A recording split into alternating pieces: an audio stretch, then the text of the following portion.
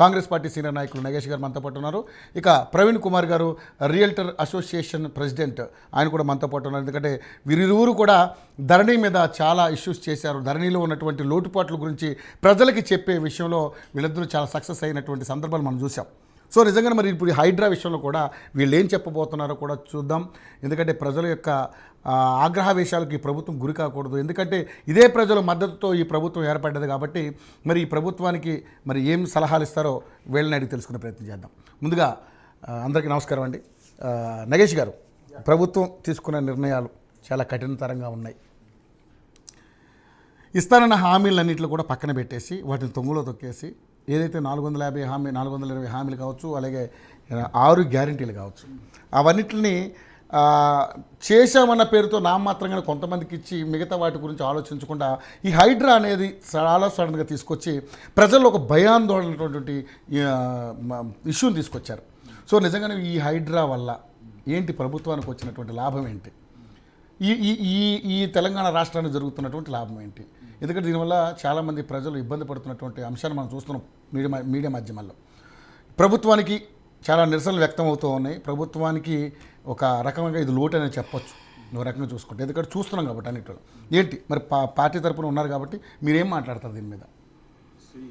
రవి గారు, ఫస్ట్ మనం ఏ గవర్నమెంట్ అయినా సరే గవర్నమెంట్కి లాభం అని చూడదండి. గవర్నమెంట్ లాభం కాదు, కనీసం రాష్ట్రానికి లాభం. ఎగ్జాక్ట్లీ. రాష్ట్ర ప్రజల పట్ల లాభాన్ని గురించి ఆలోచిస్తుంది. ఏ డిసిషన్స్ అయినా సడన్ గా రాదండి. ఇందాక అంటున్నట్టు మీరు 6 గ్యారంటీలు ఇంప్లిమెంటేషన్లో ఉన్నాయి. మీరు ఒకసారి క్రాస్ చెక్ చేసుకోండి. ఇంప్లిమెంటేషన్లో ఉన్నాయని అంత కాన్ఫిడెన్స్గా ఎందుకు అంటున్నాను అంటే, ట్రూ బెనిఫిషరీస్ని ఐడెంటిఫై చేసి ఎవరికైతే చెందాలో వాళ్ళకు చెందుతున్నాయి. ఇంకో విషయం, హైడ్రా అన్న దాంతో సడన్గా తీసుకురాలేదండి. హైడ్రా ఇంతకుముందు ఏది vigilance department, disaster management department ఉంది, జిహెచ్ఎంసీ ఉంది, హెచ్ఎండిఏ ఉంది, అవన్నిటిని కలిపి ఓ నోడల్ ఏజెన్సీగా తయారు చేసుకొని దానికి ఓ ఉన్నతమైన అధికారిని నియమించి ఇంప్లిమెంటేషన్ ప్రాసెస్లో తీసుకొచ్చాము. దీంతో పాటు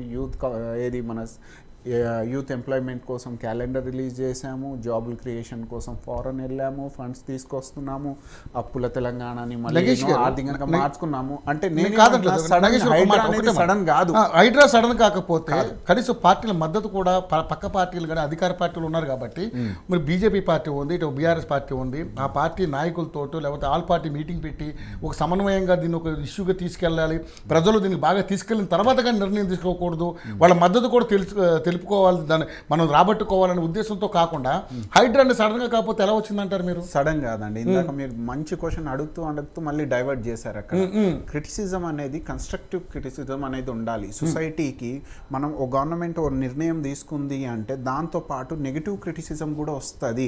ఇందాక మీరు అన్నట్టు ఆల్ పార్టీ మీటింగ్ కన్వే చేస్తే బీజేపీ ఉండొచ్చు, బీఆర్ఎస్ ఉండొచ్చు, పొలిటికల్ గెయిన్ కోసం చూస్తుందా, లేకపోతే గవర్నమెంట్ చేస్తున్న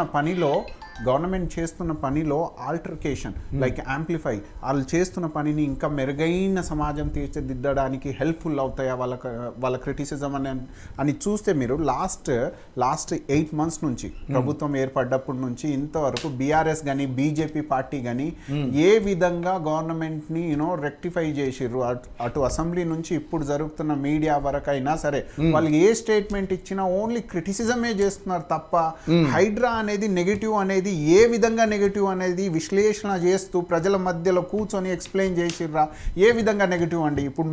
ఇప్పుడు రవి గారు మీరు ఉన్నారు, ఇప్పుడు మీరు క్వశ్చన్లు అడుగుతున్నారు, నేను ఆన్సర్ ఇస్తాను. ఏ పని చేసినా దానికి క్రిటిసిజం ఎంతో కొంత వస్తుంది, కానీ మెజారిటీలో లాభం ఎంత అన్నది చూడాలి. ఏ విధమైన నెగిటివ్ మీరు అన్నారు కదా, ఇప్పుడు వస్తున్న నెగిటివ్ అంతా కూడా మీకు కనిపించడం లేదా నగేష్ గారు? రవి గారు, ఇప్పుడు వాళ్ళ చేత్కారాలు మీకు నెగిటివిటీగా కనిపించట్లేదు. మీరు ఒకటి గ్రహించాలి. ప్రజలు సున్నం చెరువు అన్నారు ఇందాక. అవును, సున్నం చెరువులో పేద ప్రజలు ఉన్నారు. అదే పేద ప్రజలు గుట్టలు, గవర్నమెంట్ ల్యాండ్ల మీద కూడా ఎంక్రోచ్ అవుతున్నారు. ఈ ధోరణి, ఈ నేచర్ ఉంది చూసారా, ఇది తగ్గాలి ఒకటి. సెకండ్, రాబోయే తరానికి న్యాచురల్ రిసోర్సెస్, అది మూసి రివర్ కావచ్చు, చెరువులైనా కావచ్చు, ఏ రోజు చెరువులు మూసిని కాపాడుకుంటే ఈ హైదరాబాద్ ఉంటది, లేకపోతే హైదరాబాద్ ఉండదు. ఆ కోణంలో గవర్నమెంట్ పనిచేస్తుంది. మీరు చూడండి, దీనికి ఎగ్జాంపుల్స్ ఉన్నాయండి. సియోల్ అన్న సిటీ సౌత్ కొరియాలో లక్షలాది మందిని రీహాబిలిటేషన్ చేశారు.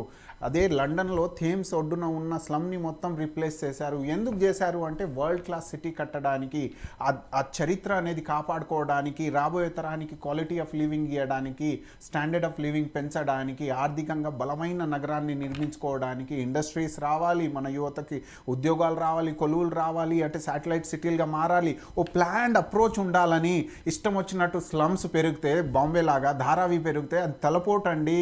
ఇప్పుడైనా సరే కాంగ్రెస్ గవర్నమెంట్ చేస్తుంది మెరుగైన సమాజం కోసమే, రాబోయే తరం కోసం. నేను హైడ్రాని ఎవరు వ్యతిరేకించట్లేదు, కానీ దీంతో పాటు క్రిటిసిజం వస్తుంది రవి గారు.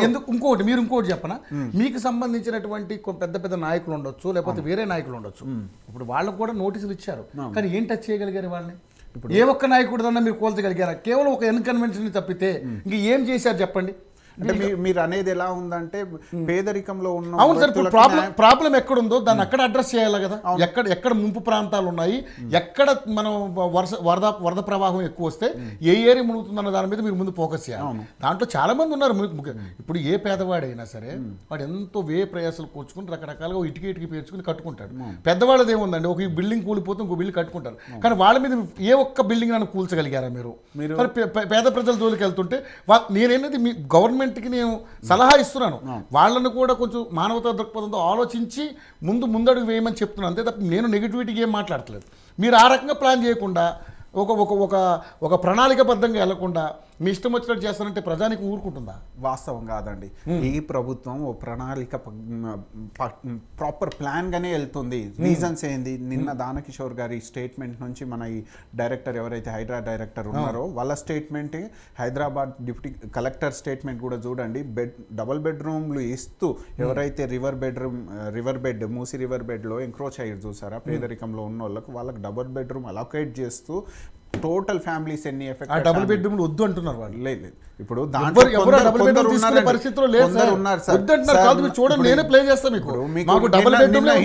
ఇక్కడ హిందూ న్యూస్ పేపర్ రిపోర్ట్ ఇస్తాను మీకు. నిన్నటి న్యూస్ పేపర్ చూద్దాము. 985 ఫ్యామిలీస్ ఉంటే అందులో 600 ఫ్యామిలీస్ ఆర్ ప్రో టు డబుల్ బెడ్రూమ్ ఫ్లాట్స్ లకు మేము వెళ్ళిపోతాం అంటున్నారు. మిగతా వాళ్ళు ఎవరు వెళ్ళిపోతాం అంటున్నారు? టెంట్లు వేసుకున్న వాళ్ళు వెళ్ళిపోతామంటారు తప్పితే పక్కా ఇల్లు నిర్మించుకున్న వాళ్ళు ఎవరైనా అంతేందుకు. ఇప్పుడు మూసీ రివర్ కట్ ఉంది, ఏది మన చైతన్యపురి వాళ్ళని అడగండి, చెప్తారు మీకు. ఇప్పుడు చైతన్యపురి కావచ్చు, ఎక్కడైనా సరే sir, Musi river bed encroach అయ్యింది. మూసీ రివర్ ని కాపాడుకుంటే, లేక్స్ ని కాపాడుకుంటే మనం హైదరాబాద్ ని కాపాడుకున్నట్టు ఉంటది. కాపాడుకుందామా వద్దా?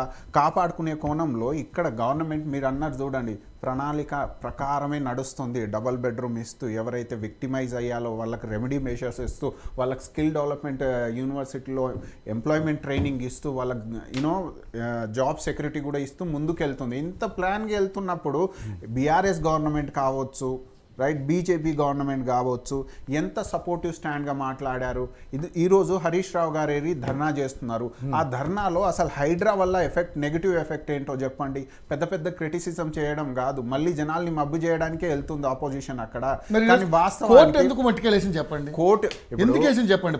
కోర్టు వేసిన రీజన్స్ ఏం తెలుసా అండి? మీ యాక్షన్స్ చాలా ఇమీడియట్ గా ఉన్నాయి, మీకు స్టే ఇచ్చినా మీరు ఆగట్లేదు అంటే ఇక్కడ మీరు గ్రహించాల్సింది ఏంటంటే, ఒకరు స్టే తీసుకొచ్చారు అనుకోండి, కోర్స్ ఆఫ్ యాక్షన్ ఆగుతుంది. అది ఆగవద్దు, ఎన్నటికి మంచిది కాదు.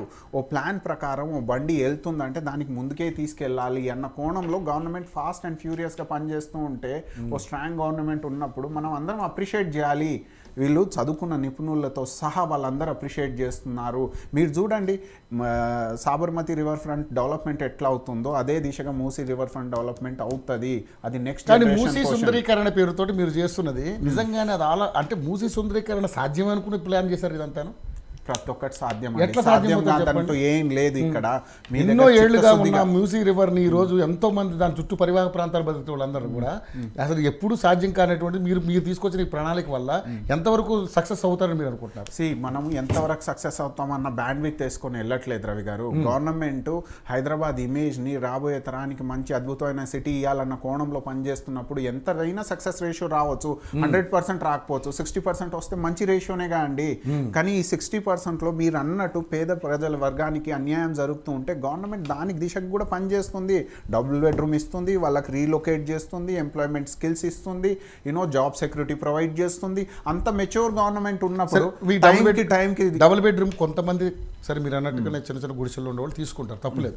కానీ పక్కా ఇళ్ళు కట్టుకుని వాళ్ళు లోన్లు పెట్టుకుని 80 లక్షలు 90 లక్షలు లోన్లు పెట్టుకుని ఇప్పుడు ఈరోజు ఇల్లు కూల్ చేస్తే వాళ్ళ పరిస్థితి ఏంటి? వాళ్ళకి ఏం న్యాయం చేస్తున్నారు మీరు? 100 ఇక్కడ రవి గారు మీకు ఒకటి చెప్తాను చూడండి, మీరైనా నేనైనా ప్యానలిస్ట్లో ఎవరైనా సరే, అదే మా రేవంత్ అన్న సీఎం గారు అయినా సరే, nobody is above the law, right? ఎప్పుడైతే లాని ఉల్లంఘించారో, మీరు లోన్లు ఉన్నాయి, మీరు మన బఫర్ జోన్లో ఎఫ్టీఎల్లో ల్యాండ్స్ ఉన్నాయి, అయినా సరే మీరు లోన్కి వెళ్ళి కొన్నారు అంటే ఇగ్నోరెన్స్ టు ద లా.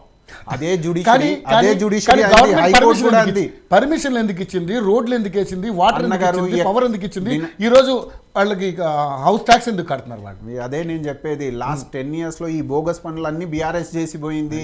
ఏమనంటే వాళ్ళ మీద తోసేస్తారు. లేదు వచ్చి 8 months లోనే మేము అంతకుముందు మీరు అధికారంలో ఉన్నప్పుడు మీరు ఇవ్వలేదా పర్మిషన్లు? ఇప్పుడు చూద్దాం, రికార్డ్ చూద్దామా రవి గారు? అన్నగారు మన తెలంగాణలో 35,000 చెరువులు ఉంటే 7,000 to 8,000 చెరువులు బీఆర్ఎస్ రూలింగ్ లోనే ఎంక్రోచ్ అయ్యాయి.